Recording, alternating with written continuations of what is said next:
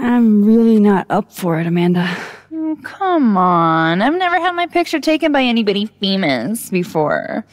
The Life is Strange series began in 2015 as a supernatural narrative adventure. The series introduced fun and modern narrative immersion through player choice without using a self-insert protagonist. The lead of this adventure, Max Caulfield, has become sort of a celebrity within gaming circles.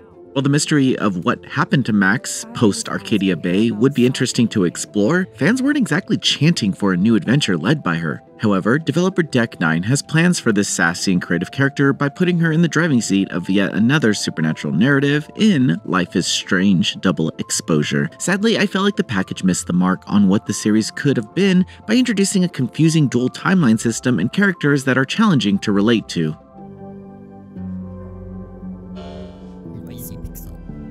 Welcome to the wall, Safi.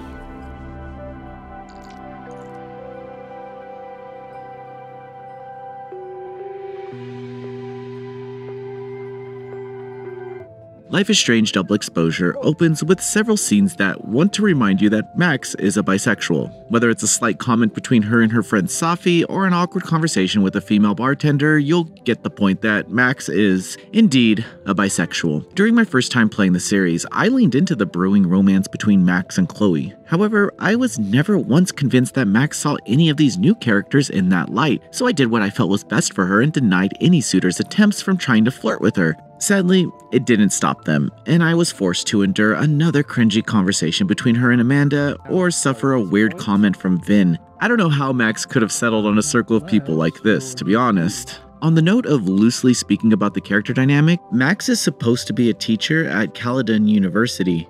However, as she walks around and interacts with other students and teachers, you likely wouldn't guess she is a teacher based on how everyone speaks to her. As if she is a peer. There's very little respect thrown her direction, and everyone seems just annoyed by her presence as she has become known as a snoop. Still, I can add the relationship between Safi, Moses, and Max is likely the most well-rounded, but even then, they have absolutely no chemistry, which is seen in nearly every interaction they have. I can't think of any moment that I walked away from feeling like, wow, that was a great scene.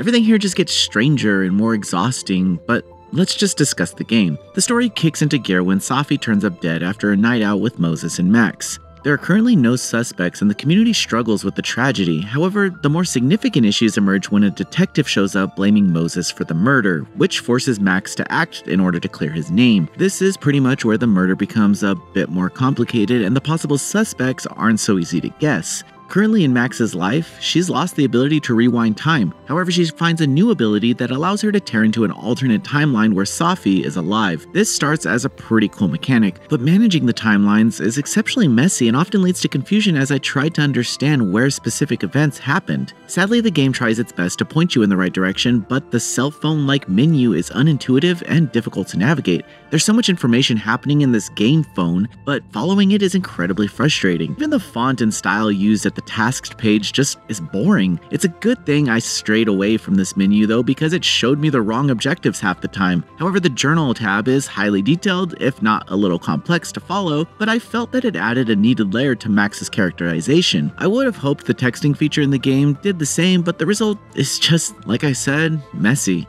There are quite a few bugs in this game, and sadly, I was locked out at the end of the third chapter. I tried everything to progress, even restarting the game and playing back to that area. The problem was that this door was supposed to be locked, but it was open, and someone I was supposed to talk to wasn't present. So, with that said, I can't actually tell you what happens at the end of Life is Strange Double Exposure, and frankly, I don't really feel like I'm missing out on much. As a fan of the series, the nostalgic-inducing opening fades into exhaustion as you try to follow the Twin Peaks-esque levels of character dialogue that I think we were all supposed to take seriously. It also doesn't help that you are constantly exploring the scenes over and over again, and that's doubled up because you're exploring them in two timelines. There just aren't enough environments in this game, and the entire experience is just boring. Regardless, I was somewhat interested in the overall mystery, and that's mostly because I really like Max, and her sassy comments about various objects or her determination to do right by her friends, even if it pushes her to the limit, is awesome to see play out. However, Max alone isn't enough to carry this series, and her lack of chemistry with the very diverse cast makes the entire experience disjointed. There's just so much going on that we, as the players, weren't a part of, and how the past is handled make these events tougher to swallow. I honestly hope that the ending clears all of these issues up and we find a resolution for Max and Chloe's relationship, but I doubt I'll ever return to see it.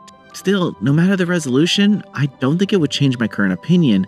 There were some fun moments through the exploration where Max can take pictures and post them in her social media or follow side stories such as a boy failing a grade or friends just playing a game. These moments only require you to stand around and listen, which might be why everyone calls Max a snoop. It's worth it to interact with everything in a scene to collect a secret object or hear Max deliver one of her famous lines. Honestly, Max being alone made up some of my favorite moments of the game. It was relaxing to just exist in a scene while music played, and I forgot about all the bad character writing and stilted social commentary that was mixed in with a soap opera-worthy melodramatic cast who is either unlikable or just annoying. The more significant issues is what I mentioned earlier. No one asked for this game, but I did want this game to surprise me. I loved Max's new powers and the mystery she stumbled into, but taking a step back created too many plot holes and confused threads that left a bad taste in my mouth. None of this was believable, and whether the story clears up in the end or not is beyond me due to bugs that forced me to unenroll from Caledon. I do hope the last chapter is good for fans, but out of respect for my time and effort to get to the end, I probably won't be seeing it, but I do hope a patch is pushed to fix the issues that it's facing. I should add that I played this game on Xbox Series X. Life is Strange Double Exposure continues Max's story whether fans like it or not. The good thing is that the writing for Max is brilliant, but her relationships with the supporting cast dim whatever sparkle she brings to a scene. The powers and puzzles are exciting and add to the overall mystery, while the journal makes peering into Max's thoughts immersive. Sadly, that didn't bleed into the overall experience, and we're left with the disjointed corpse of a narrative that I couldn't finish due to a bug. For the sake of fans, I hope the ending was worth it, but I honestly doubt any of us are getting out of this without a headache. Noisy Pixel is giving Life is Strange Double Exposure a 4 out of 10. Thanks for watching. This video is brought to you by our supporters on Patreon. Noisy Pixel is run by a group of gamers providing independent gaming coverage through news, reviews, previews, and more. Please check out our Patreon to help support our continued growth and subscribe to keep up with all our future content.